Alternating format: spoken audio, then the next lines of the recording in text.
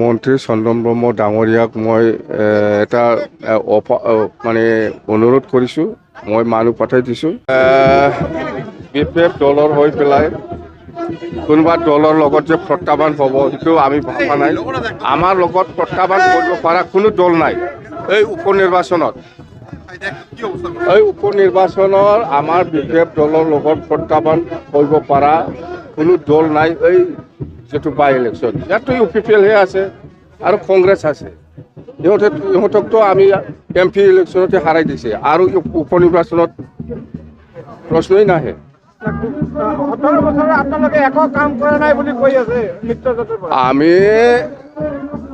আমি 17 বছৰত খুব শান্তিপূৰ্ণভাৱে বিপেপ দলে শাসন কৰি আহিছে, কাম কৰি আহিছে, ৰাইজে সব দেখি আছে। কিন্তু এইটোকে কৈছোঁ মই, প্ৰমোদ বড়োৱে এই 4.5 বছৰত একো কাম কৰা নাই। অকল কাৰিগাঁৱৰ পৰা কোকৰাঝাৰলৈকে যোৱা যিটো ৰাস্তা ইয়াত স্পীড ব্ৰেকাৰ বনাইছে সেইটোৱে কাম কৰিছে, বেলেগ একো কাম কৰা নাই। নাই, প্ৰাক্তন মন্ত্ৰী চন্দন ব্ৰহ্ম ডাঙৰীয়াক মই এটা মানে অনুৰোধ কৰিছোঁ।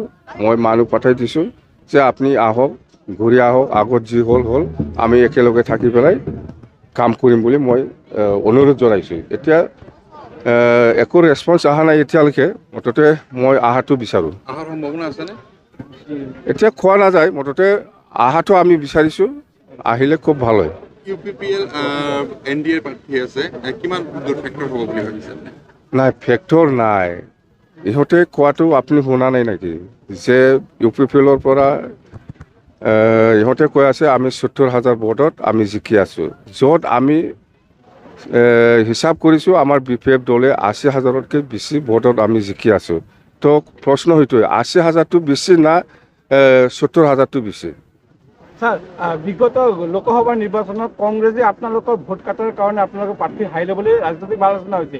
এই বছৰ কংগ্ৰেছে প্ৰাৰ্থী দিছে, কিবা নাই, কংগ্ৰেছে নাই, নিজৰ পাৰ্টিৰ কথা কেণ্ডিডেট দিব লাগে দিছে, কিন্তু কংগ্ৰেছ ফেক্টৰ নহয় আমাৰ এই চিডলি সমষ্টিত। UPPLও ফেক্টৰ নহয়।